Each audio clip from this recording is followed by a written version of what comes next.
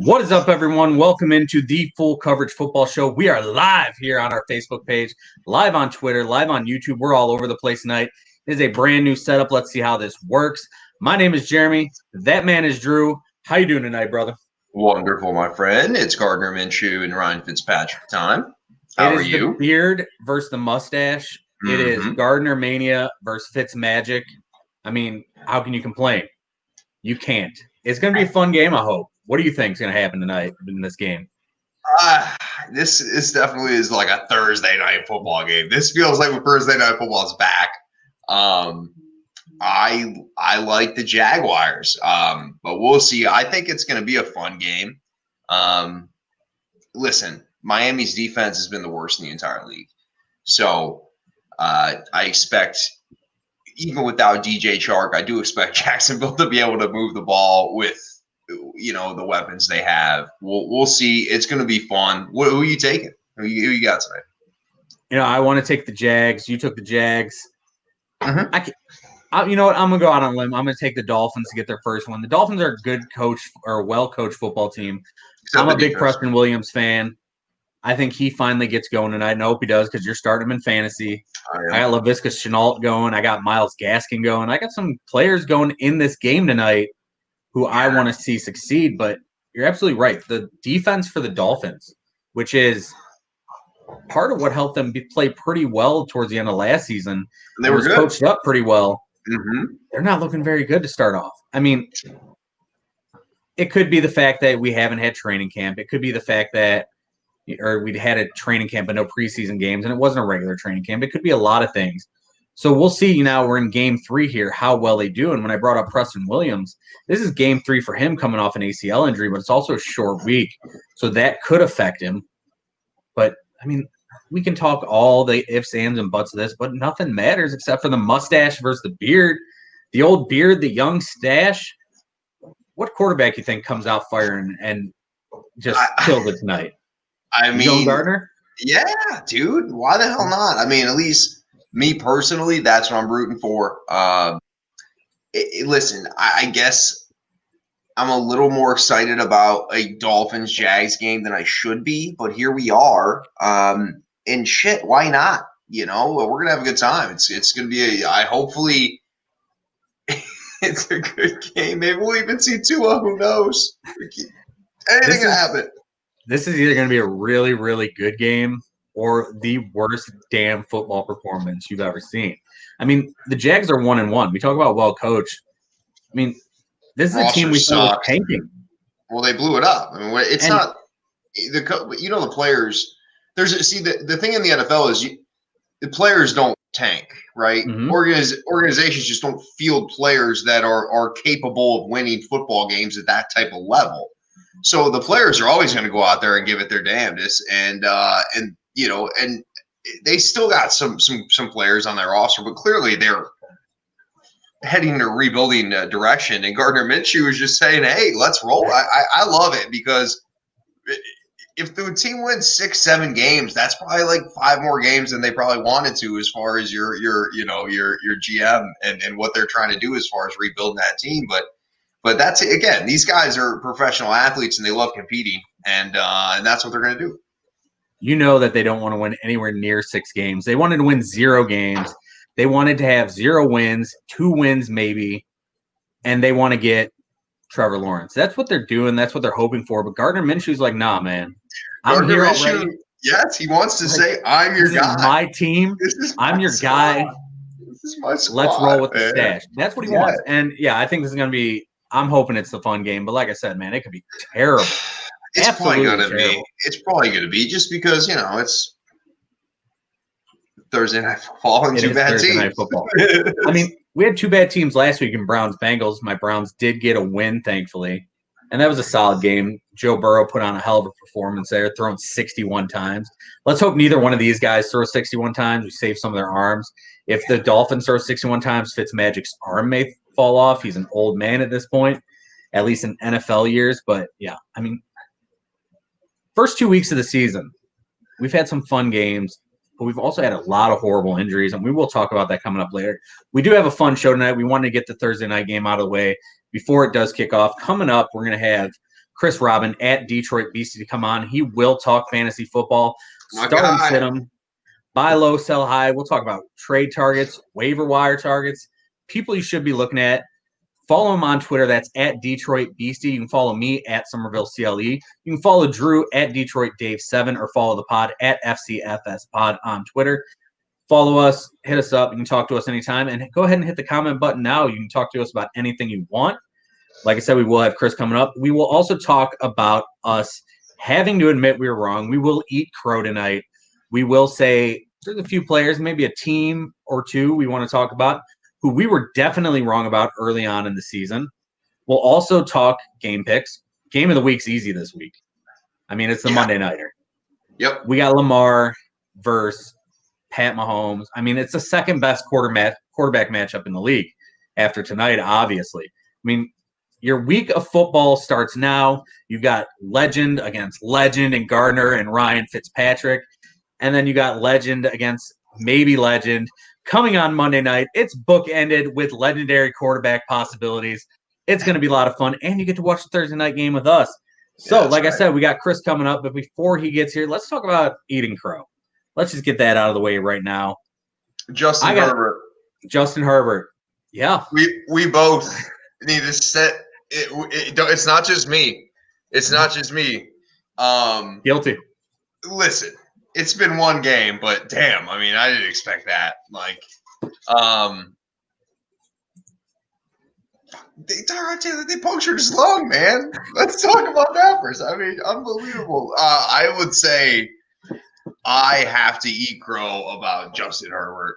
I'll start with that. I mean, I'm guilty as charged. I can't say anything because for months on this show, and by the way, this is the 1-year anniversary of the show, so congratulations to us. Full year of full coverage football shows. But anyway, basically since the start of this show, I have said that Justin Herbert is trash. And yeah, it is just one game, but that kid balled out. Like, unbelievable job. And a spot start where he whispered in the doctor's ear, yo, puncture Tyrod's lung because, I want to get this first start at SoFi. That didn't happen. I heard the doctor went to Oregon, bro. I mean, I'm just throwing out slander and libel everywhere. But, yeah, definitely a guy we have to eat crow on. Another guy I need to eat crow on, Tyler Higbee. Tyler Higbee got paid this offseason. I said, yeah, he's trash. Now, his numbers aren't necessarily great. I think over the first 2 games, it's 9 catches for less than 100 yards. But last week, he just kept getting open. 5 catches, 54 yards with 3 scores. Like, this kid said he'd be part of the offense. They paid him like he'd be part of the offense. He sure as hell looked like it. I mean, going forward, if he keeps this up, I mean, obviously he's not going to score 3 touchdowns every week. And if the camera shook, it's because my cat came out of nowhere and decided to shake the desk here. But if he keeps this up, I mean, I got to obviously say that I was totally wrong on Tyler Higbee and that contract extension was well-deserved. Say hi to the cat, say bye to the cat. So for that team, Tyler Higbee, man. Gronk, dude. That's where I'm at. I mean, so far, I thought Gronk would be a valuable weapon in this offense. Bruce Arians said today or yesterday that he's more of a blocker in that offense. I mean, I think that might be somewhat of a smokescreen of what Bruce Arians wants to do because you can't ever really trust anything out of Bruce Arians' mouth. I mean, was he wearing the hat when he said it? He's telling the truth when he wears the hat. That's right. But no, I mean, Gronk's his production, his targets have kind of surprised me. His lack of being able to separate just kind of surprised me. So I'll go with Gronk because I thought he would be a top 5 to 7 tight end in the league this year, and maybe he will be, but so far that's just not been the case. Yeah, he's a guy who went to the Bermuda Triangle for tight ends. I mean, we've been looking for O.J. Howard. We basically sent out a search party this offseason for the guy. And every tight end that goes there is just like, yeah, you're going to be on the field, but you're not going to do anything. And then when you get towards the red zone, Cameron Brate's going to vulture your touchdowns. So that's how it works down there. Another guy I got to eat crow about, Chris Hubbard of the Cleveland Browns. Like, all offseason I talk about Chris Hubbard, okay, swing guy, maybe a spot fill-in for a play or two. He played Thursday night, and he played excellent. Didn't hear his name all night. He played very well. Great guy who played a damn good game and was excellent in the running game with help from Wyatt Teller, who's done a hell of a job for the Cleveland Browns. We'll talk more about that later. I will bring that up. But Chris Hubbard, great guy. Hated on him for the past few years. Talk shit on him on the pod here. And sure enough, Chris Hubbard did an excellent job for the Cleveland Browns this week. Who else you got, brother? I mean, we actually spoke about this pre-show. C.J. Henderson. I remember the 4 to 5 hour night of the draft coverage that we had, which was a blast, by the way. It was. I pretty much said that the difference between any corner and Jeff Okudah was so significant. And I'm not saying that Jeff Okudah is still not the best in this class, but C.J. Henderson stepped in and really was good right away. Week 1, also a solid week 2. But he's somebody I got to kind of say, all right, maybe I thought he'd be a straight nickel guy out of the gates. It'd work his way out to the outside, but he's been good. Right away. Yeah, and he's been nicked up too, and he's played pretty well on this Jags defense. But we'll see him tonight. It is hard to compare anyone to Jeff Okudah right now because Jeff Okudah did not look good on Sunday, and we will talk more about that later and why he did not look good. And it's not just Jeff Okudah that made him not look good. Another guy I want to talk about, and it's actually a team I got to eat crow about, the Raiders. Listen, when they started trading away everyone, I was a huge proponent against what they were doing. I'm like, you're going to trade Khalil Mack. You're going to trade all these guys away. You're going to go draft pick. You're going to take Clellan Ferrell. I'm like, why? 4th overall? You could have got him later. I was that guy. Oh, you could have got him later. You could have got him here. You could have got him there. Could have got him anywhere. And the Raiders, not only are they 2-0, but you see what Chucky did against the Saints. Chucky said, okay, we're down 10-0. We're sticking with our game plan. And that's exactly what he did. Stuck with the game plan, force feed Darren Waller all night, run the ball with Josh Jacobs, and let Derek Carr figure things out. I mean, the Raiders, what they did against the Saints, and now the Saints did not play great, I'll say that, but they stuck to their game plan. Most coaches, most people would be like, okay, we're going away from it. We're down 10-0. Let's move on. Let's go from there. But Chucky, Mike Mayock, and the Raiders, I will eat crow. Good for you. 2-0. Nice job so far. Anyone else you got? Last thing is a combo. Carson Wentz / Philadelphia Eagles. That's turning into a train wreck down there in Philly. And we'll see what happens. The offensive line shot. They still don't have anybody to throw the ball to. It's been rough to see. I rode with them last week, felt confident. They got walloped. That team probably not going to win the East. I mean, I'm with you on that right now. Yeah, it's 2 weeks in, but Carson does not look good. Like, I expected Carson, he's been back for more than a year now from the ACL injury. This is a guy who we expected to step up. I even said, I think this offseason, that I thought he'd have an MVP type year, and he was a guy I was looking for in fantasy to grab, and Carson looks lost. And, they drafted Jalen Hurts in the 2nd round, and it's looking more and more like maybe he could be their future guy sooner rather than later. And, I mean, that's reckless speculation right there, but that's pretty odd. Carson does not look comfortable in that offense right now. And this is an offense has been in for years. But, and that defense in Philly, like, people around the league saying Jim Schwartz defense, they don't change at all. They don't do anything special. You know exactly what you're going to get every time you play them. They got to make changes. We're going to have to get someone from Philly on here soon to talk about this team if they go 0-3 for sure, to figure out what is going on down there. Pandemic. Now, those are the guys we had to eat crow about, but, this weekend was great. Outside of guys who proven us wrong, and injuries. The injuries were terrible. You had Bosa, you had Solomon Thomas, Saquon Barkley, Cortland Sutton, young stars of the league all going down with torn ACLs. It was just an awful week for injuries. And as awful as they were, did anyone have a worse week than Dan Quinn and the damn Atlanta Falcons? They are now 24-26 since the Super Bowl, and Chris says, use the watermelon kick. How about them Cowboys? That watermelon kick, that spinning watermelon football, bro, that you would have thought that thing was diseased by the way the Falcons would not get anywhere near it. That was coronavirus spinning towards America and everyone backing up away from it. They were terrified of that football.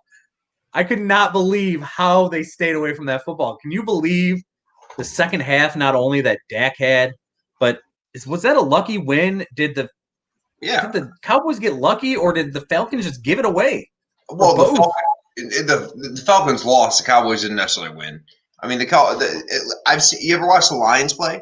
It's the same damn thing. It literally is. It's very similar. No, Dak was wonderful. The team came out lazy in the first half. Zeke fumbled. They had 2 turnovers in their first 2 drives. They were down 20-0 at the end of the first quarter. Fast forward to the second half, they come out. They're a different team. Atlanta just completely folds.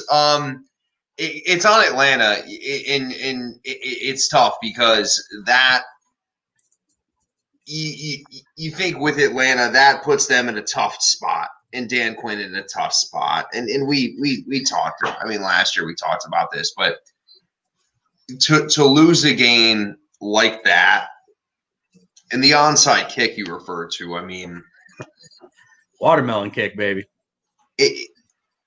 Arthur Blank came out and said that the play looked like the team didn't know the rules, which contradicted, of course, what Dan Quinn said. Of course, the team knew the rules. So, regardless, if you haven't seen the play, it's in today's NFL, it is damn near impossible to recover an onside kick. It is super, super rare without the ability to kind of run after it. As far as lining up, you have to be on the line of scrimmage at this point. So terrible Falcons football. Are here. Action live. It's YouTube. Sorry, there's video. I was trying to pull up the watermelon kick there, and the audio kicked in before I was quite ready for it. But yeah, I mean,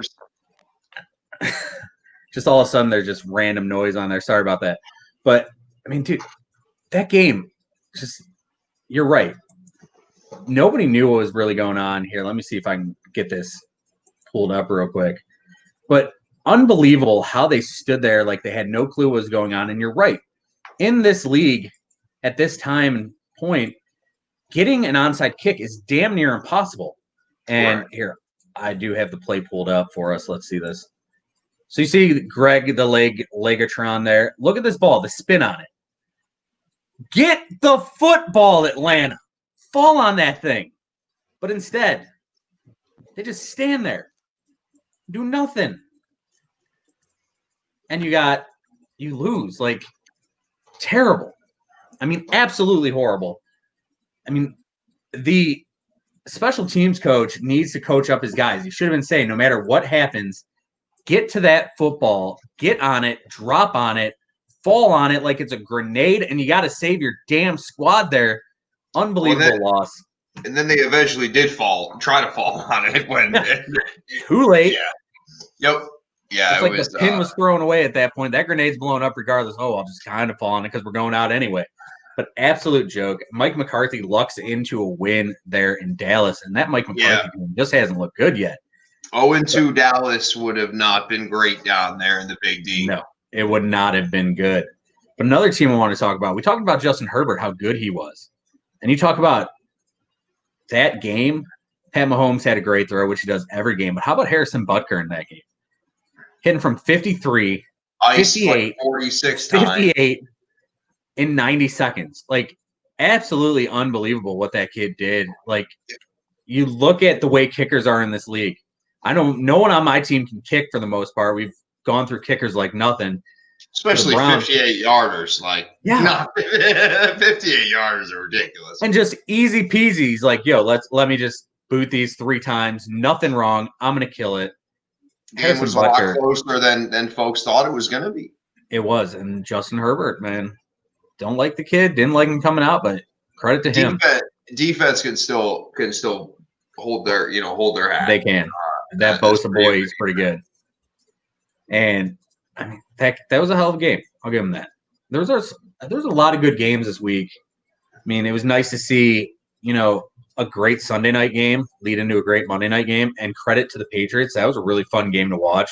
And condolences to James White for the loss of his father. Obviously, that was a terrible story to come out right before the game. Condolences to him. But for the team, I mean, 35-30 loss to the Seahawks. Cam trying to take it up the gut. We all knew what was going to happen. We all knew Cam was going up the gut on that last play. Was that the right play call, or do you think they should have switched it up there? Well, they had to switch it up. I mean, he was blown up at the 1.5 yard line and never had a prayer. Bobby Wagner was up there, messing around. So, that, in my opinion, in that situation, you got to get something to the edge. But Cam Newton is the best, maybe ever, quarterback of getting a yard when he needs a yard. But again, when you're in the shotgun and you're receiving the football and you're trying to run in a quarterback option, he was blown up before the play even had a chance to develop. It was done. I mean, he was never going to get in. That's one of those plays where I would have liked to see them. We all knew what was going to happen. We all had that feeling that was the play. That would have been a perfect spot to bring up that old Tim Tebow jump pass where Cam starts going to it and give me the QB jump pass. That's what I would have done in that situation. But I mean, hindsight's 20/20, and we finally do have kickoff here on the Thursday night game. Duval and Finn's up. Let's see what the mustache and the beard do. Let's hope this is a good football game. If you were a coach, how many QB jump passes a game would you call? 20? 30. You know what? Listen, EA Sports, if you put the QB jump pass in Madden, I might buy another Madden game. But other than that, I got no reason to buy it. I mean, Madden 21 doesn't look any good to me. Put the QB jump pass in there. Yep. Or just bring back NCAA football. Oh, yeah, that's a sort of. Give me NCAA football. We move. We definitely need to move on from that because we will get down a rabbit hole of the video game that was. And I mean, there were so many good games this weekend, and it was nice to see that this early in the season we're getting some really good football. We are. Now, there's some teams that aren't playing well, like Minnesota. Minnesota's looked terrible, and Kirk Cousins last week, 113 yards. He's lost out there right now. Yeah. Kirk Cousins, this is what we see from him every year, though. We feel like with Kirk Cousins, you see him start out slow, and then he just burns it up, and his team goes 7-9. Not like this, though. Yeah, maybe not to this point. But a good thing to see if you're a Cleveland Browns fan is that offense does look completely lost without Kevin Stefanski right now, and the Cleveland Browns offense did look pretty solid. So maybe Stefanski did mean more to that offense than we're saying, but that's just me trying to talk up my Browns. Make yourself feel better. Yeah, no, that's fine. I mean, that's all I got. Yeah, you shouldn't feel much better. Another player that got hurt this week was Drew Lock in the Denver game. We did talk about Cortland Sutton, but Drew Lock in the Denver Broncos were looking pretty solid. Looks like they were going to beat the Steelers, who listen. Yes, the Steelers, Dave, are 2-0 at this point, and they played pretty solid football. We'll see what happens this coming week. But okay. The Steelers are 2-0, that's true. But the poor Broncos, man. Yeah. I mean, stop it with the injuries for the Broncos. Listen, Cortland Sutton hits me personally because just of fantasy reasons. But just the team in general, man, that's rough for what they've gone through so far. Mm-hmm. Because that team was built, had the weapons to kind of make some noise.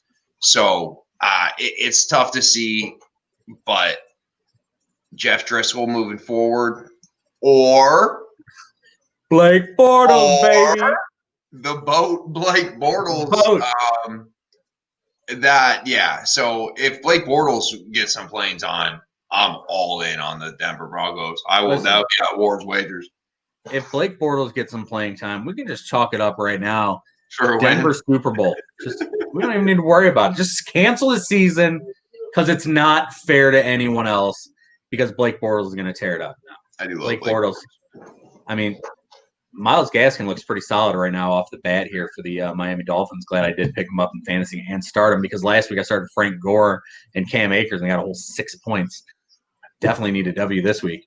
Anyway, we are getting off the rails already here. It is early in the show. Thank you, everybody, for watching. Those of you on Twitter tonight, thank you for joining us. In and out, we're going to get a lot of people in and out, probably checking us out on Twitter at Somerville CLE. This is the Full Coverage Football Show, fb.me/FCFS pod for the live version every week. And check out our sponsors. Manhattan Deli Menor, 440-974-0055. Concealed Carry Firearms Training, 440-391-4118. And Kitty Cove Daycare at Kitty Cove OH on Facebook. Thank you for sponsoring us. Check out our sponsors. Become an FCFS, FOTS. And for those of you who haven't seen the show, that is a Full Coverage Football Show, friend of the show, which we have one of those coming up at some point tonight. Chris Robin at Detroit Beastie will be on here to talk fantasy football. We will have him come on, and you can ask those fantasy questions when he joins us. And we do have one here, which is who's better in fantasy, Boswell or Gould, which, bro, that's going to be a tough one. Definitely one we're going to need to ask Chris. Might have to catch up with him, see where he's at right now. Well, Boswell right now. I mean, the Niners still are a solid team. Yeah, but they may run into some struggle scoring the football right now with the injuries they have. I mean, they're depleted at this point. Yeah. They were coming into the season, no offensive weapons on the outside. Everyone hurt. Now Kittle's hurt. Now you're down to like your fifth string running back. And you're probably starting Nick Mullins this week in the Meadowlands. And that turf just tore that team up, man. It was terrible to see. Absolutely terrible to see. But let's get on to our game picks for the week here. Yep. Let's go early. Looking at our game picks, last week we were really, really good. Last week, both of us 12-3. I am up to 22-8. You are now 20-10 on the year. We have picked the Dolphins, Jaguars. That is not included in your package tonight. You do have to upgrade for that one. So let's start out. Chicago Bears 2-0 at Atlanta Falcons. 0-2 taking Atlanta. Yep. I think Atlanta's finally going to get off the slide. The slide, whatever I was trying to say. They've actually played decently. I think they don't go to 0-3, and I don't think the Bears go to 3-0. I'll take Atlanta. I would love to see the Bears go to 3-0, led by Mitchell Trubisky. Oh, God, dude. But in Atlanta, Mercedes-Benz Dome, this team needs a win. They need a win bad. And I don't think that the Bears defense is that good. And I think this offense for the Falcons is pretty damn good still. I think they get a lead. Can they hold the lead is the question. But I am with you. I am also going to take the Atlanta Falcons. Moving on, we got the Los Angeles Rams traveling to Buffalo. Both teams 2-0 this year. This is a tough game. 2-0. It's tough for me because Jared Goff played really well. Mm-hmm. For me, I really love Buffalo's defense. And Josh Allen has been, speaking of eating crow, really damn good. Yes, yeah, you're right. We didn't even Josh Allen, 70% completion, and he was winging it all over the field last week. Yeah, no, I mean, Steph Diggs has the most receiving yards in the league. But listen, I think for me, I will take Buffalo. It's always that travel across the country. Is anybody wants to say, if you look at the betting odds, it does make a difference. And as good as Jared Goff's been, I think this is the week they play their first elite defense. And I expect Buffalo to come out on top. You know, LA has played way better than I thought they would. And I thought they were going to be pretty decent this year. I thought they were going to be solid. And they've played really good football so far. Now, we've seen that Dallas wasn't very good to start. And we've seen that the Philadelphia Eagles haven't been that good to start. So this is maybe the first really good team they face. You know, that defense, like you said, in Buffalo, really good defense. And I would love to see this be a great game. And the problem with the Bills is they're not getting any running game outside of Josh Allen.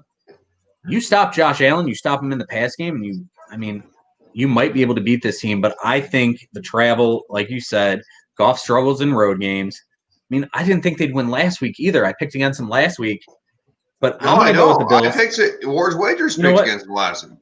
No, I am going to just say screw it.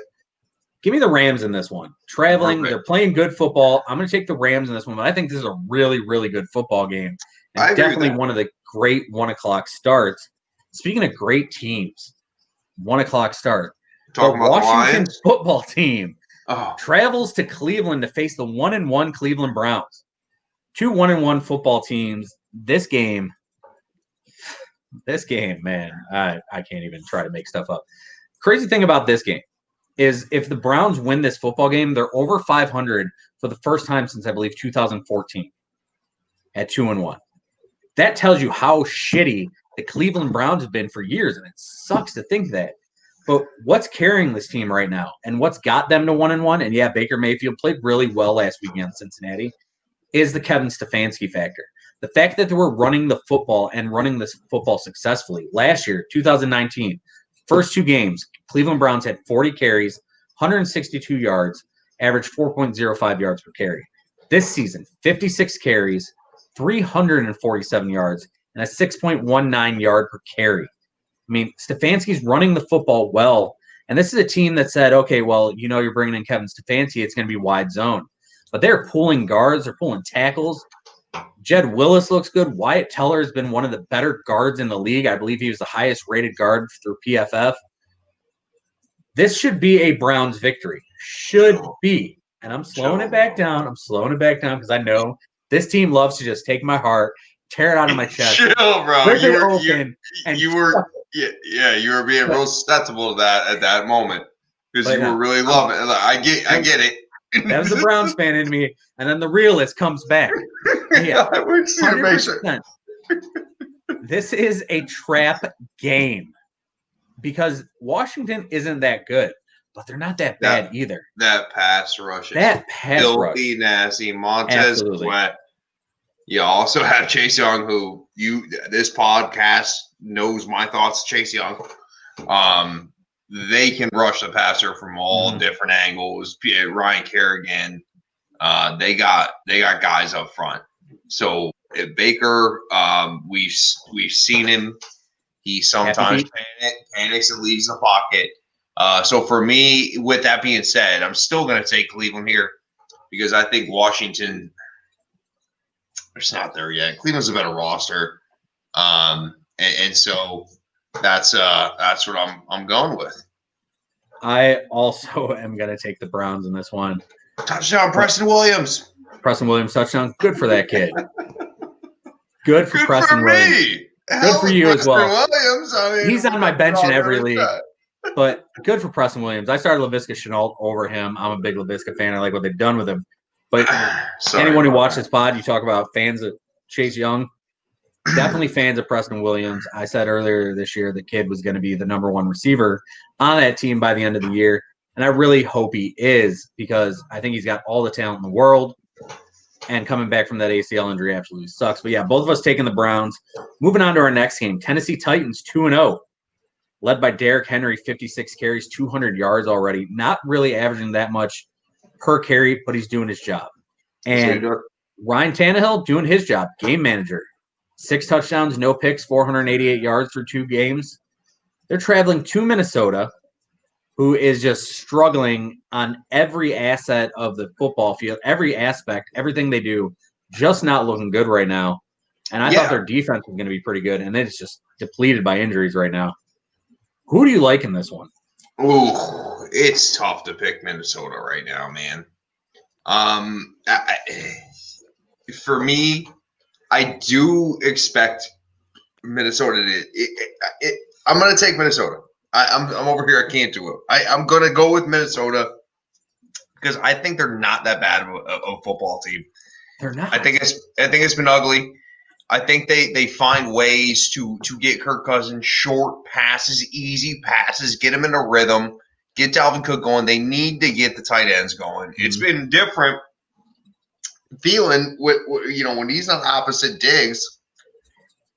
it's a different situation. You throw in Justin Jefferson, you're throwing in young guys that don't necessarily gel in the offense right now. And Kirk Cousins is Captain Happy Feet right now.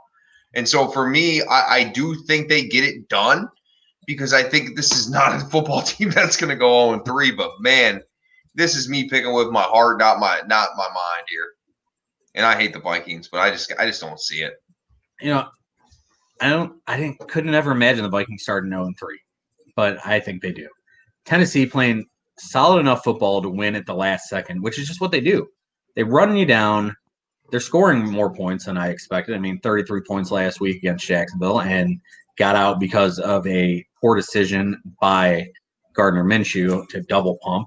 But they got to win this game. And the way that defense is torn up right now, I mean, I got to go with Tennessee. All right. I want to take the Vikings, but look, Cousins, 30 of 51 so far this year, 372 yards, 2 touchdowns, 4 picks, 60% completion rate, which it's not his kind of game. I mean, he just does not look comfortable. I mean, he does play better at home, but I can't do it. I got to go with Tennessee. Moving on, we got the Las Vegas Raiders, 2-0 Raiders, traveling to Gillette Stadium to face Bill Belichick, who, if you saw his presser yesterday, looked like he got attacked by a weed whacker and was sleeping on a dumpster pile. I mean, they're traveling to face the Patriots. 1-1 Patriots. They lost to Seattle last week. 2-1 Patriots. 2-1 Patriots. Yeah, listen, and I like what Chucky's doing. Short week. New England coming off a loss. I think the New England team, and of course they're doing exactly what you expect New England to do as far as running the football, being efficient in the passing game. They make Cam Newton look great. Josh McDaniels has done a wonderful job. That team schemes up for me, as much as I like the Raiders, if the Raiders go into New England and win, and I keep saying go into New England, I don't know what the home field advantage even is anymore. Mm-hmm. But with that being said, I'm still going to go with New England here. Excuse me. I'm over to dime. You all right, bro? And I don't think it's relatively close. I'm going to take the Raiders in this one. I do think it's a close game. I can't go against them. I've gone against them all year. Darren Waller is a matchup nightmare for anyone. And with as many players are out for the Patriots, I think that's part of the reason why last week you saw that Stephon Gilmore struggled with DK Metcalf, other than the fact that DK Metcalf worked his ass off this offseason as a hell of a receiver, and they're letting Russ cook. But yeah, they are. I'm going to go with the Raiders. They're going to run the football. I think if Derek Carr can just stay within himself, and I'll hate on Derek Carr for just dump off shit all the time, but he stays within himself, and he does what it takes to win a football game. That's exactly what he did last week. So I am going to take the Raiders in this one. And that's a 1 o'clock kickoff with Jim Nantz, Tony Romo, and Tracy Wolfson on it. I feel like Nantz and Romo call every Patriots game, except for probably last week because it was on NBC. All right, moving on. Niners, 1-1. Basically, there's 3 guys left on that roster that are healthy. Yep. But they're playing the New York Football Giants 0-2. They're at MetLife Stadium again on the danger turf. The Niners win to go 2-1, or the Giants get their first victory? I'll take the Giants. All right. I mean, the Giants are bad, right? We know. I mean, we can agree, right? The Giants are a bad football team. They're not good. They don't have their best player. Oh man. They don't have their best player, and that's not great. But however, I think they're not going to. We're not talking about a wonderful matchup here. I do think the Giants are able to score enough points to win. San Francisco is so depleted, man. They are. They're just so depleted. They lost their best defensive player. I mean, their quarterback's not going to play. George Kittle may play, it sounds like, but we're not sure. I just think with Nick Mullins playing, I'm going to have to go with the Giants here. But I mean, listen, the better coach team is the San Francisco 49ers. I wouldn't be surprised if they won, but my pick will be the New York Giants. I'm going to go with the Niners for the simple fact that even though that team is hurt on both sides of the football, there's something we always talk about with our teams, the fact that they're square peg round hole all the time. They get guys to fit certain things, and they don't get guys to fit the things they should, which is any system they can. The guys in San Francisco have all bought into the way they play football there. Next man up, next man up. You look at their number one receiver right now is Jordan Reed. Jordan Reed, who we thought would never play football again, 9 catches, 62 yards, 2 scores. Not great to have a 70-yard receiver as your number one receiver. But they just do the little things that it takes to win football games. And in spite of Garoppolo probably sitting out, the fact that Kittle should probably sit out based on what the Turf Monsters did to the rest of the team last week, I think this is an ugly game, 16-13 type thing, but I'm going to take the Niners in this one. All right. Next up, we have 2 0-2 teams. Cincinnati travels to Philadelphia. Joe Burrow, the number one pick, threw 61 passes last week. 61. Absolutely bonkers. He's thrown, he's thrown 97 times already in 2 games with 509 yards, 3 scores, and 1 interception. And he's going to face Carson Wentz, who has 512 yards, 2 touchdowns, 4 picks. 0-2, traveling to Philadelphia. I'm going to let the Eagles hurt me again. I'm going to let them hurt me again. Philadelphia. Listen, if this was home field advantage, if this was a link filled to the brim with angry Philadelphia fans. Battery throwing ass. Yeah. Man. I mean, I would take Philadelphia 100 times out of 100. But the way that team is playing and the things I've heard about the Jim Schwartz defense, I think I got to take Joe Burrow in this one. Right, I think Burrow is going to do the little things. He's figuring out. He's making his dump offs. I mean, I'm going to take Burrow. I think Joe Mixon has to have a hell of a day in it, but I expect a big day out of Drew Sample to come out of nowhere. And Burrow loves to throw over the middle. I think Sample's a guy who's going to have a good game in that one.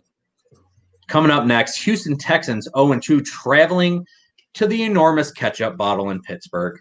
Heinz Field to face the 2-0, as Dave mentioned earlier, the 2-0 Pittsburgh Steelers. Bill O'Brien's not going to start 0-3 with Deshaun Watson, is he? No. Listen, Pittsburgh's been good. Pittsburgh's looked okay. They're still dinged up at running back. Mm-hmm. James Conner's not 100% healthy. Benny Snell had his wonderful game that everybody loved. But I think J.J. Watt, full participant in practice today. I think they're getting healthier defensively, and I think Deshaun Watson will be able to move the ball. I do expect it to be a tight game, but I will take Houston. The thing for the Texans right now, they can get healthy on defense. We still haven't seen anyone step up to replace the loss of DeAndre Hopkins. There's no one to do it. That's a large hole to fill, my friend. It is. It's a giant, enormous hole that your head coach / GM / whatever he is this week put on this team. And then you bring in the corpse of David Johnson, who was okay last week. I mean, on the season, 22 carries, 111 yards. Those are solid numbers for the 2 games. But you have a $300 million quarterback there, a once-in-a-generation type player you've called this kid, the Michael Jordan of football you've called this kid, and you're not giving him any weapons. Brandon Cooks was okay as a player not that long ago, but he's many years removed with those injuries. He's a one-dimensional player, too. I mean, Will Fuller Brandon is straight Cooks ahead is runner. A burner. Yeah, they're both straight ahead burners, yeah. And Will Fuller, when healthy, which is rare, he puts up solid numbers. But right now, their leading receiver is Jordan Atkins at 9 catches, 94 yards. Not what you want out of this offense. And the Pittsburgh defense is turning it up on guys. Now, last week, they had some issues as far as letting Jeff Driscoll come back on them a little bit. But Pat Shurmur called a hell of a game, and you can crow on that guy, too. He called a hell of a game. But I'm going to take Pittsburgh in this one to go to 3-0, which I hate saying because I need a hell of a game out of Deshaun Watson in fantasy. But Can't do it.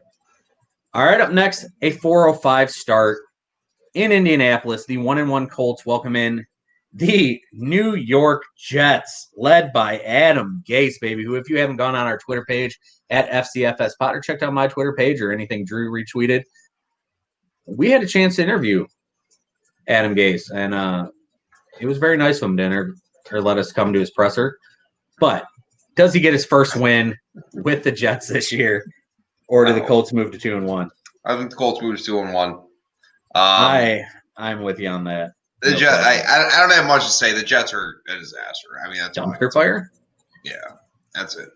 And for any Jets fans watching, and if you're watching live on Twitter, Facebook, YouTube, or if you're listening to the re-air on iHeart, on Spotify, on Google Pods, Apple Pods, anywhere you listen to your podcast, yeah, that's right, we're everywhere.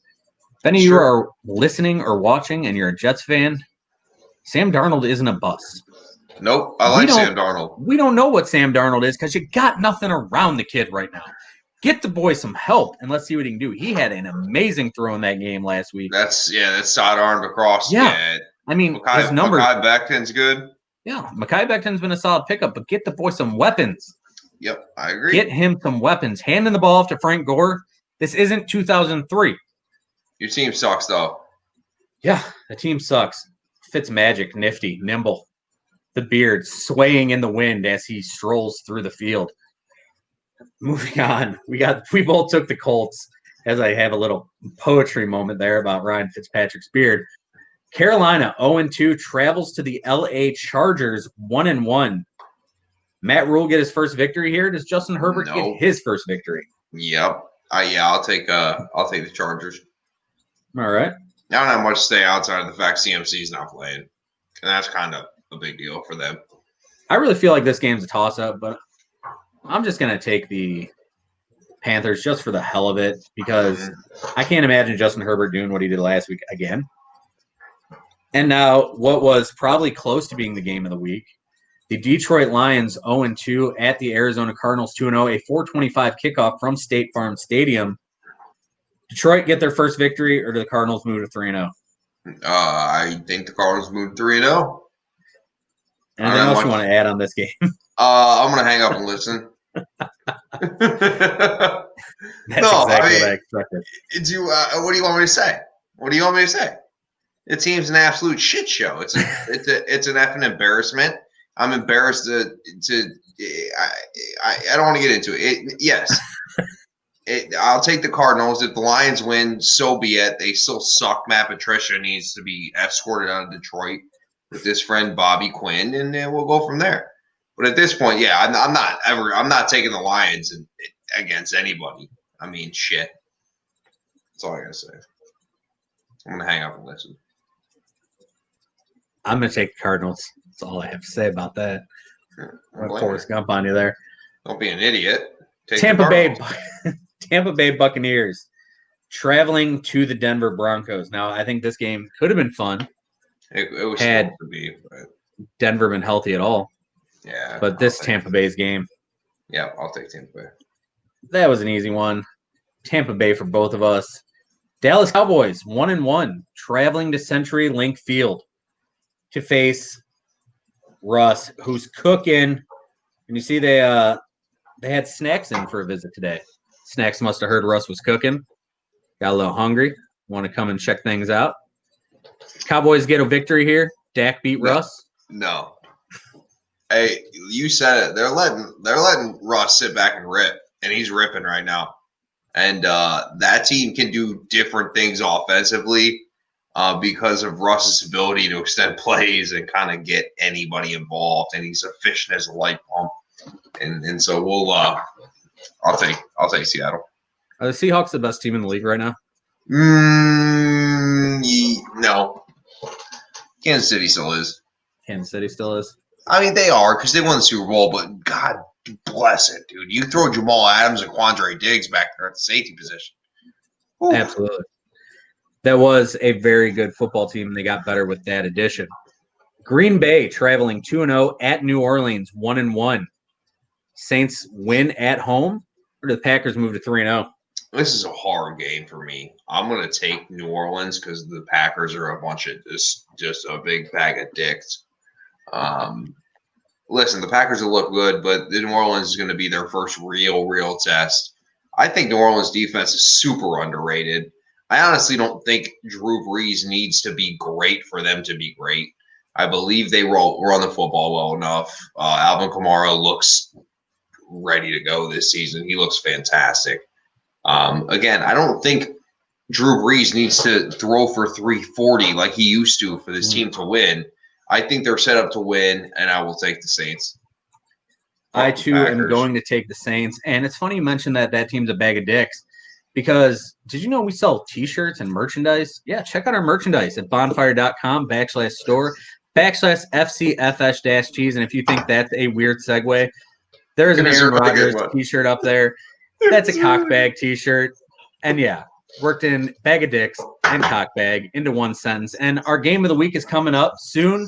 But before we do that, let's welcome in, as we do every week, my Chris God, Robin at Detroit Beastie. What is happening, brother? How you doing tonight? Fellas, great segue. Thanks for saying bag of dicks. He's a dog face.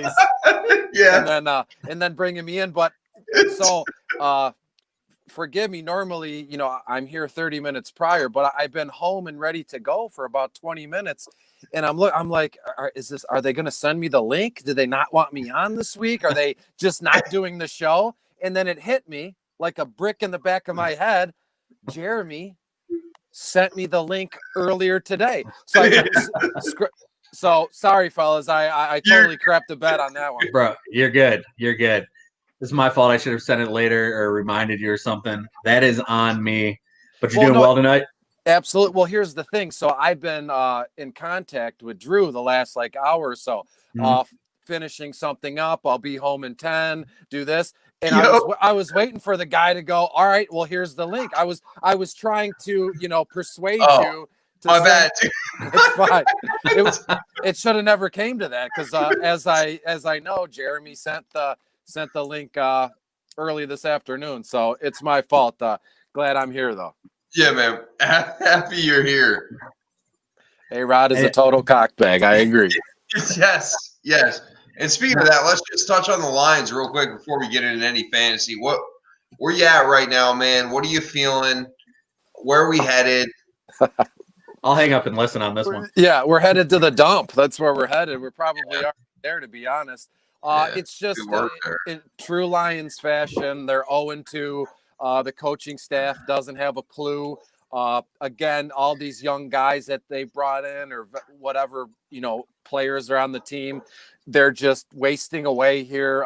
They thought maybe we could put something together. But again, the coaching staff, mainly Matt Patricia, doesn't have a flipping clue. And we're left as Lions. Whoops. Damn it. Sorry about that. You're all good. Sorry about that. I'm going crazy today. I had an alarm set for the broadcast, to be honest with you. So we're just left holding our hats here again, per usual. I wouldn't shock me if the Lions went to Arizona and won this weekend. That's what they do. They run hot and cold, normally cold, but they'll win against Arizona and completely suck us all back in. Yeah, that's typically what they do. That's Cleveland Browns football and Detroit Lions football. I mean, that's just what they do all the time to us. Looks like we lost Chris here for a second. Had him on for a second. It was good to have him. Things we'll figure out if he comes back. I'm sure he's coming back. We probably just ruined his whole night having him talk about we ruined tonight talking about Matt Patricia and the Lions there, but I did want to mention something I did hear, and I told Drew before the show.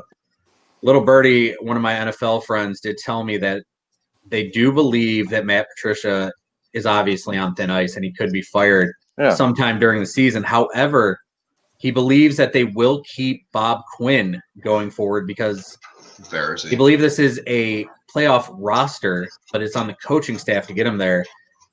I mean, what are your thoughts on if they keep Bob Quinn but fire Matt Patricia? I don't, at this point in my life and this time, I don't know anything. just when you think you have one portion of your life figured out, like, hey, I like doing fantasy stuff. I like coming on with you guys Thursday night. It's like, what the heck are we going to do? And I don't know what it's going to take for Lions fans, for the organization to get it together. At this point, I don't think they ever will. We're just stuck in this weird like purgatory. Sure. Like we deserve it, and the city deserves it, and all the loyal fans deserve it, but they're just never going to give it to us. So what do? I don't care if they keep Patricia, fire him, Bob Quinn, keep him, fire him. To be honest with you, and this isn't a secret, I think it's with the ownership, the Fords, and they just need to get rid of it completely. And until that happens, nothing is going to change, because in the last how many years they've changed, they've done everything. They've changed coaches, they've changed GMs, they've changed, quarterbacks, they've changed everything. And the one constant is the ownership here. Yep. I mean, I've seen a change of ownership and hope that it would work out well, and it didn't. So hopefully, if you guys do get a change of ownership, it might just be a shit franchise. It's just cursed. Yeah, they are absolute horrible franchise. But let's get into fantasy football. We do have a question to start you off here. Dave asks, who's better in fantasy, Chris Boswell or Robbie Gould? Who would you rather have on your roster this week? Kicker question. Yeah, so Robbie Gould is I don't even know where he's kicking now. He was Niners. The Niners, yeah. He was in Chicago, I believe, to start his career. And then Boswell's the kicker in Pittsburgh, correct? Yep. Yeah, I would go Boswell in Pittsburgh. Easy enough on that one. And who are you high on this week as far as guys you think we should definitely be starting, as I stuttered through that? Well, it'll come to no surprise that I'm going to say Kenyon Drake, Arizona's running back. He's going to go wild this weekend. Any and all Arizona Cardinals are going to go wild. I'll start the whole damn team. Yeah.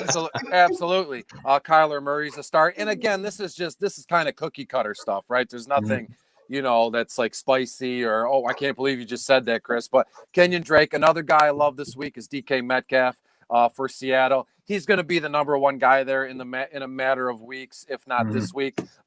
They're playing Dallas this weekend. Dallas, they hemorrhage points. We saw what Atlanta did to them last weekend, and the Cowboys were lucky to have won. If not by it was Atlanta's fault with some boneheaded decisions and that onside kick. So I'm all in on football. I'm all in on DK Metcalf this weekend. So one guy that I can't stop hearing about is Joshua Kelly for the Chargers. People are going bananas for him. They're going wild for him. But nobody's mentioning Austin Eckler. He's their RB1. He's been their RB1, and he will continue to be their RB1. Now, I have yet to hear anybody bring up Josh Kelly and then say Austin Eckler. It's like they've already buried him, and I can't stand when people do that. That's just the toxicity of social media, as I've said multiple times with you guys, So I love as not only – in seasonal, if you own Austin Eckler, you're going to play him. But I love Eckler as a sneaky play in GPPs in DFS, because when everybody's looking left, let's look right. That old Kansas City shuffle thing, zig and zag, zig when others zag. So I love Austin Eckler this weekend. I'm high on Miles Sanders this weekend in Philadelphia. This game to me just screams Miles Sanders, right? Miles Sanders, because Carson Wentz looks awful. There's something I don't know what's going on with him. And I rarely do I put people down or take victory laps, let's say, but I was never on board with Wentz being like a top 5 guy, or even a top 10 was a stretch. And we're seeing what's happening now. And I don't want to hear I feel like I'm arguing with myself, but this is just what goes on in my head during the week, in preparation for your show or in preparation for my articles, right? And I stay away from arguments and fights, especially on social media. But everybody says, well, look at the people around him. He's got no wide receivers. I don't want to hear it. I mean, if you're going to give this guy money and you're going to talk about him and you're going to pay him like he's a stud quarterback, then he's got to do something on the field, and he hasn't done a dang thing. So it just screams correct me if I'm wrong. Philly is they're home against Cincinnati this weekend. Yep. So if Wentz doesn't put together at least a decent game, to put some of that speculation aside and, live to fight another day, let's say, then when's it going to happen against Cincinnati? But this one screams Miles Sanders game to me on Sunday, boys. And with jumping back real quick, do you think with Justin Herbert at quarterback over Tyrod Taylor with whatever the hell punctured lung stuff happened there out in LA, does that increase and up Keenan Allen's value in your mind? Absolutely, and I'll tell you why. I'm as weird as it might sound, I'm a fan of Tyrod Taylor. The guy I was able to catch a couple of those Hard Knock episodes this past week, and I've never watched that show, and I just happened to be on late at night. I think it was Sunday into Monday, and he's a good dude. He's a respectable guy. He was the first one there and the last one to leave in the short clips that I saw. Working hard, keeping his head down, and just doing the business. So it's such a shame that the doctor, they punctured his lung. But I believe that Tyrod is his talent is it's limited. He can only do so much, right? And then they draft Justin Herbert, who I'm in love with. I'm very high on Herbert. He brings another a layer to this team that Tyrod can't do. Not only to mention, people never talk about the excitement and the drive of the team to play for certain guys, right? Mm-hmm. Tyrod's just a ho-hum quarterback. Everybody, he's what we've been given. He's the quarterback. But with Herbert, they drafted him. He's supposed to be a stud. He looked really good against Kansas City on Sunday. So maybe this fires up the guys just a little bit. And again, I don't, I'm not like Jeremy. I'm not a hot beat writer. I don't have NFL friends and all that. But it's just over the years, you hear some whispers and things of that nature. So I believe Herbert brings another dimension to this team, and he'll be able to support a guy like Keenan Allen, Mike Williams, Eckler, and even Josh Kelly here. So it's fantastic for Chargers fans, and it's fantastic for us as fantasy players. Yeah, you hit that right on the head, because that's exactly what happened to Tyrod Taylor here in Cleveland. He started the first two games. He was just Tyrod Taylor. You saw what you're going to get. And then Baker Mayfield came in on Thursday night against the Jets, and it revitalized the entire franchise for that season. So that's exactly what happened last week with Justin Herbert. That was dead on right there. Who are some guys you're staying away from this week? Great segue. I don't want anything to do with Baker Mayfield. And maybe that was I opened my mouth when you were talking because I was going to. And then maybe you can shed some light on this. He looks awful. I don't know. I think it wouldn't be a good decision for the organization to move away from Baker Mayfield at this point and give it to Case Keenum. But at this rate, it's coming. But I don't want to get into that. Who knows? But Baker Mayfield, they're playing against Washington this weekend, right, Jeremy? Mm-hmm. Yep. So awful or not, his passing attempts, it's going to be limited what he can do, because I fully expect Cleveland to be up in this game. They are a 7-point favorite in this one. So I expect them to be up, and it'll just be a steady diet of Hunt and Chubb there. So no fault of his own, but Baker is a sit for me just off the usage that he's not going to get. And in some odd way, not to dig at you, Jeremy, but he still finds a way to throw at least one interception here on Sunday. He did. And the funny thing about that was last week, they threw the ball in the first half. He looked pretty good for the most part when he was out of the pocket. ESPN has him as the number 1 QBR in the league, for whatever that matters. That means nothing to me. No. The eye test has shown what he's been. Now, it's not fair for the guy. He's had 4 head coaches and 4 offense coordinators and 34 starts at this point. But yeah, Baker has not been very good, and they should be running the ball with Hunt and Chubb no matter what. But at halftime of that game last week, Drew actually gave me over-under 0.5 interceptions for Baker.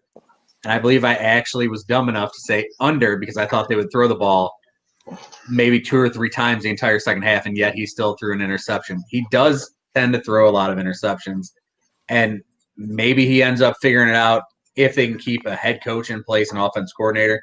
But right now, you're absolutely right. He has been terrible for the most part in Cleveland, so I would stay away from him. That was a guy last year I was really high on in fantasy. I thought he'd be pretty good. And he was being drafted let's say in Superflex or 2 quarterback leagues. He was a top 10 quarterback. I know that because I drafted both him and Wentz, at the turn in the 2nd and 3rd round, and it's no surprise I didn't win a damn thing in that league. Makes definitely sense. tough. So, all right, let's jump into. We've had some injuries, right? CMC's out. San Francisco's backfield's a disaster. Of course, Mike Davis was the big pickup on the fantasy, the waiver wire this week. What about a guy like Jeff Wilson? What can we expect out of him this week? Is he a guy that you could play in your lineup? That's it's kind of weird that you asked me that, because that was my next go-to, given the green light, was going to be to talk about Mike Davis and Jeff Wilson. So of the two, I want nothing to do with Mike Davis. We'll get into that in a moment. But to answer your question about Jeff Wilson Jr., if it makes you guys or anybody that's watching this live or will listen to this or watch this, I added Jeff Wilson Wednesday on waivers, and he's already in my flex spot for Sunday. It's a deep 14-team league, and it's only further excited me.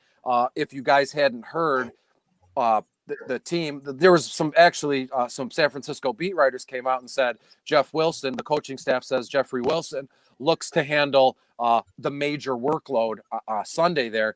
And I like that. Jeff Wilson was a guy, if you guys remember correctly, I believe he had a 3-touchdown game late last season, when they had everything sewn up and, garbage time and everything. But he looked good. He's quick. He can cut. And the guy can score. So it's unfortunate that Coleman and Mostert aren't available, but that's what's the word I'm looking for? That's what we have to do on the fly as writers or readers or fantasy players, is we have to make these decisions and run with it, right? So you have to be decisive in terms of setting your lineup. So on Sunday, I have Wilson for a healthy amount of carries, around 10 or 12, about 40 or 50 yards. You could pencil him in for a touchdown. You heard it here first, and 1 or 2 receptions. So he's not going to kill you. He's your textbook prototypical flex play this weekend. Perfect. Make you feel better about picking him up now, Drew? Yeah, I mean, anyway.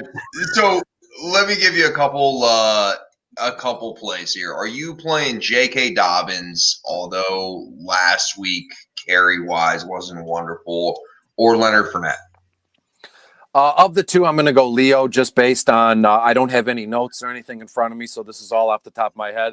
But Leo had a great game last week, and who didn't see this coming? He's the superior back over Rojo or Keyshawn Vaughn. I don't even think the kid's dressed yet this season. So Leo is a stud. He's not some old withered up dude. He's a massive man, and he's still young. I think he's in his mid-20s, 25 or 26. We knew it was a matter of time, and this is, to be honest with you, this is the timeline that we all assumed he would take over and be the man. But fair to argue that, we all saw that J.K. Dobbins was drafted to be the heir apparent to Mark Ingram. I feel like I said the same exact thing on your broadcast a couple weeks ago, and it looked to be week 1. It looked to be, oh my God, it's already here. Mark Ingram's already done, and they're just going to give it to Dobbins. And then, like any coach or fantasy team does, like a wrench got thrown in those plans on Sunday. I don't think that's going to change. Dobbins and Ingram are still the 1-2 punch there. I believe for Baltimore, it'll be a game flow kind of thing.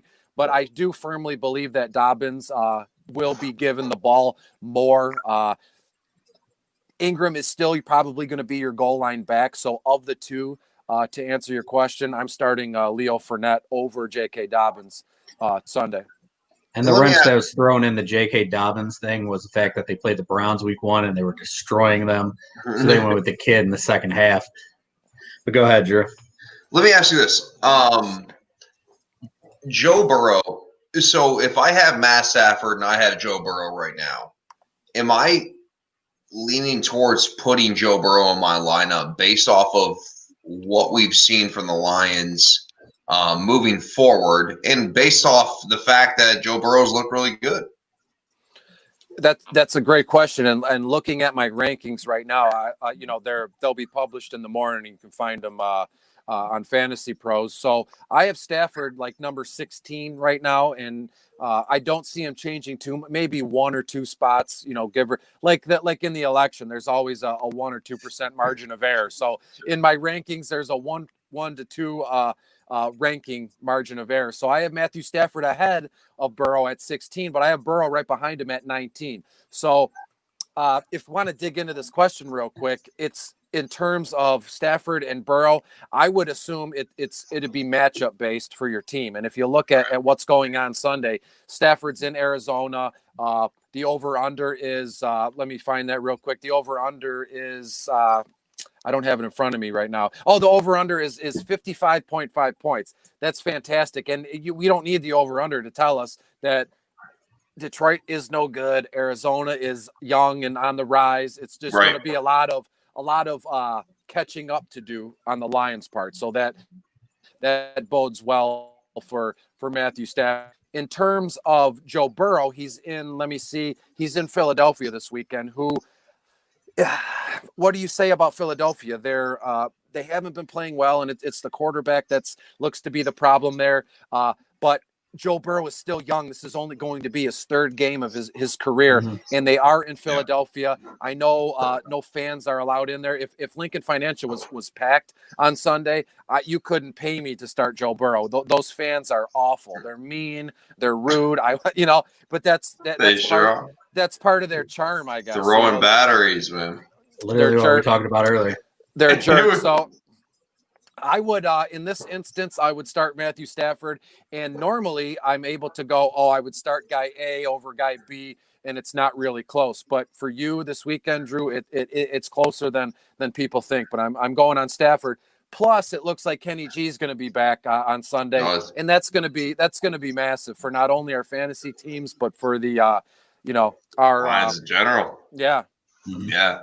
Last thing I got, Chris, and of course we appreciate you as always. Can we go ahead and drop Gronk now to a certain? I mean, is he a guy that's not?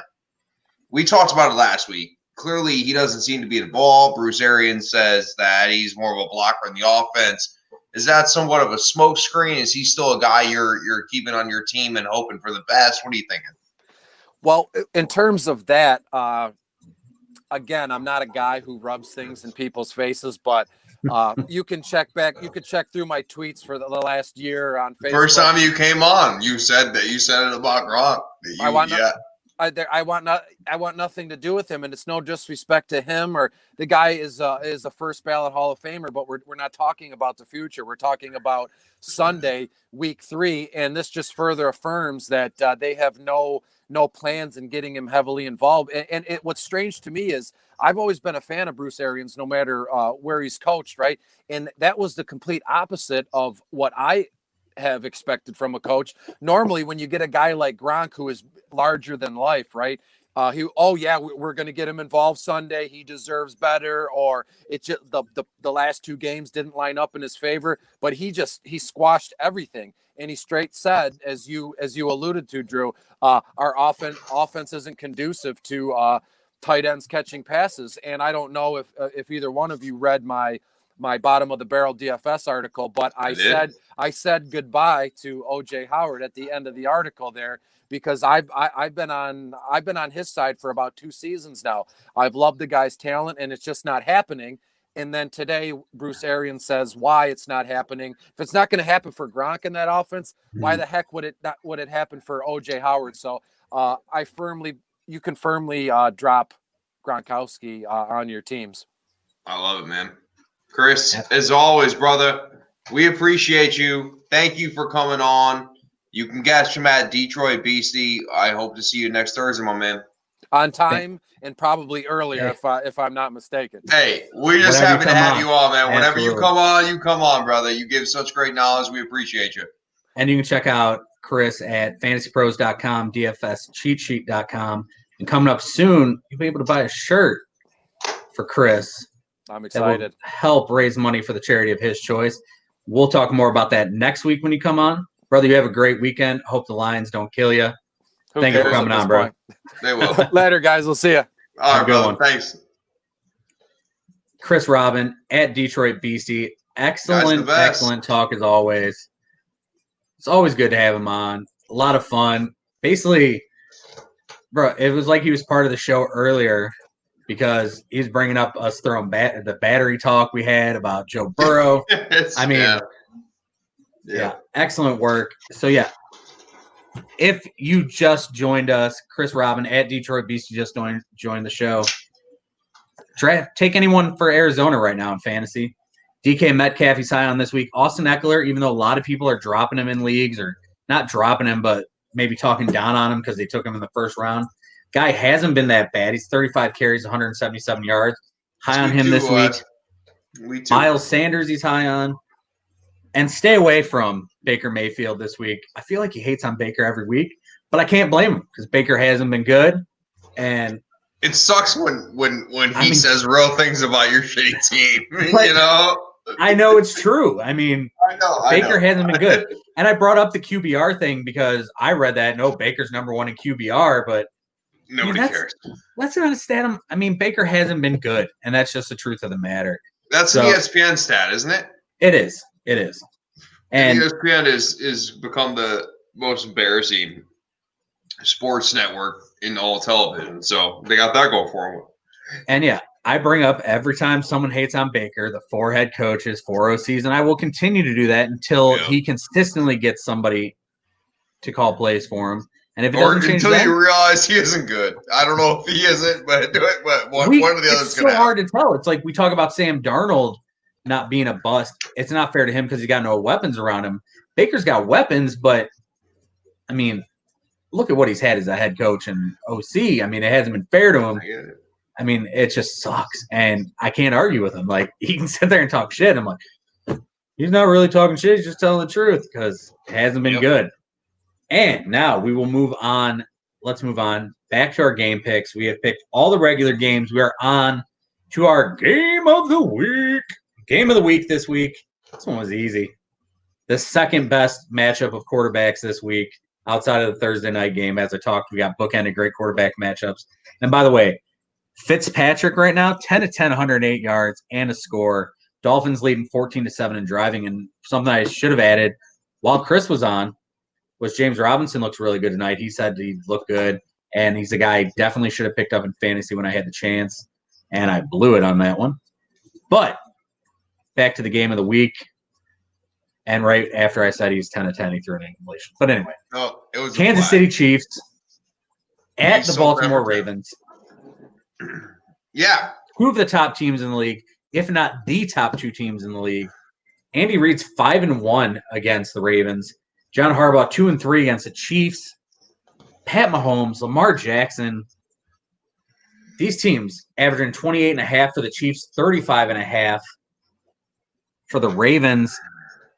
Who you like in this one? The Chiefs. You like the Chiefs? I do.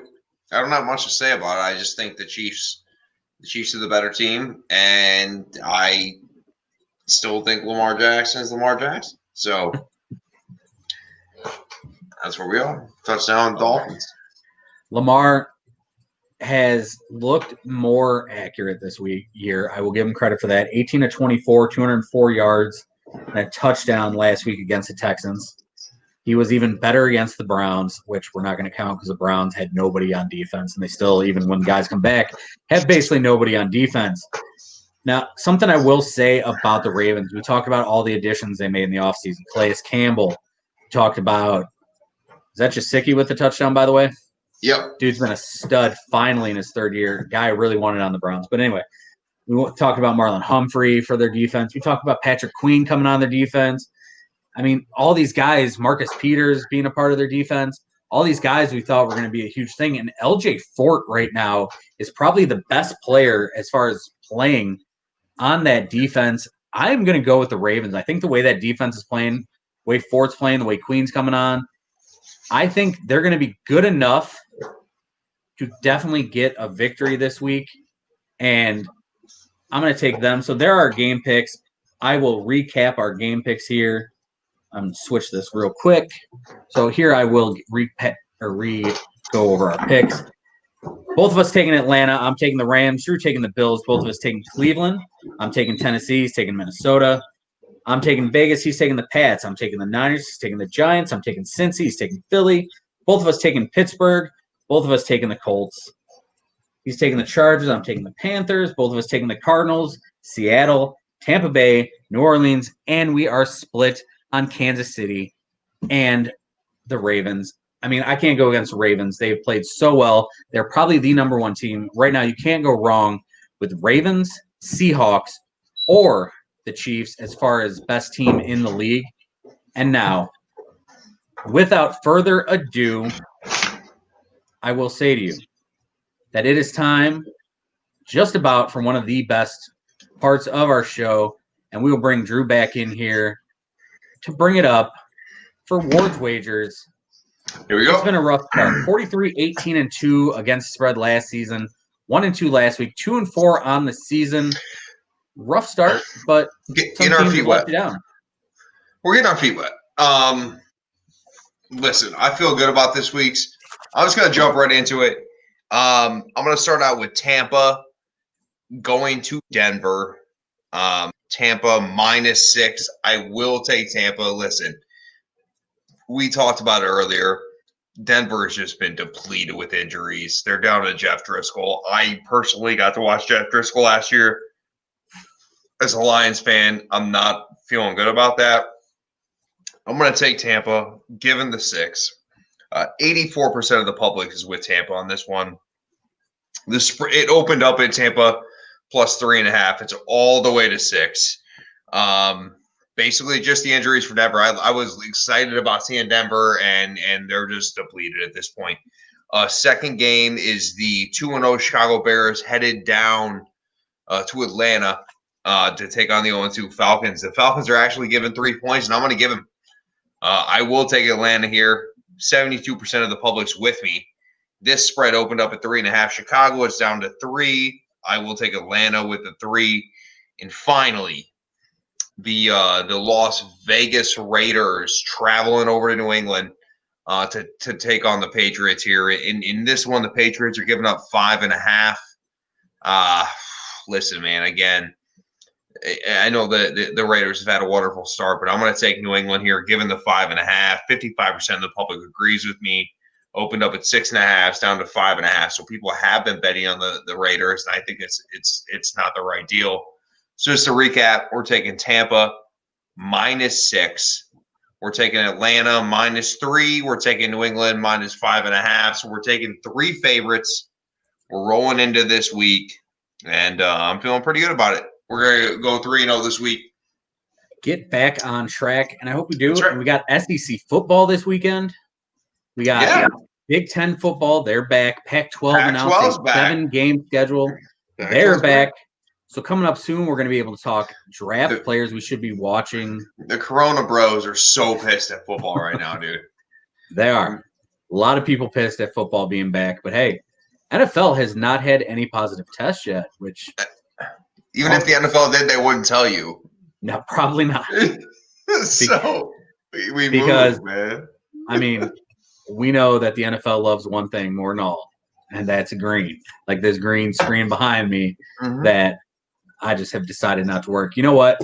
While we are live here and messing around, let's see how the green screen looks this week. Does it make me glow? Oh, look at that, baby. I'd say it looks really good. I am just glowing, baby. But yeah, I got the green screen working. It looks absolutely ridiculous. Brother, anything else you want to talk about before we get out of here tonight? No. I'm in good. I think we're in the Lions go to 0-3. We're closer to firing Matt Patricia, and I think that'll be a good day. Definitely possible. You could start 0-4. Your bye week's week 5, isn't it? Somewhere around there. Week 6, I think. Week 6. Yeah, if you start 0-4, there's a chance maybe it does move on by the bye week. And I am going to remove the green screen because the fact that I'm glowing is kind of freaky, and then my voice is not keeping up. By the way, Chris, nobody gives a shit about the Tribe. Everybody hates them. Coming from a guy wearing a Detroit Tigers hat right now, Tigers, there's 70 teams in the playoffs in a 30-team league. Tigers make the playoffs this year? We're just resting. We're resting our guy. We'll get there. It's fine. Listen, they're young and upcoming. Hopefully, not though. They're really not. They just suck ass. They've got pieces. Yeah. Okay. I mean, Casey Mize. I don't know. We're ending the show talking baseball, but it's a 7 ERA at this point. But hey, baby steps. Baby steps. Yeah. And want to thank Chris Robin of FantasyPros.com, DFSCheatSheet.com. My God. Check out his stuff at Detroit BC. I retweeted some of his stuff at Somerville CLE. You can follow Drew at Detroit Dave 7. You can buy some of our great t-shirts. And if you haven't gone on and checked, just check them out. Let us know what you think on our merch. Bonfire.com/store/FCFS-tees. We will have a Fantasy Beast Chris Robin at Detroit BC t-shirt coming up.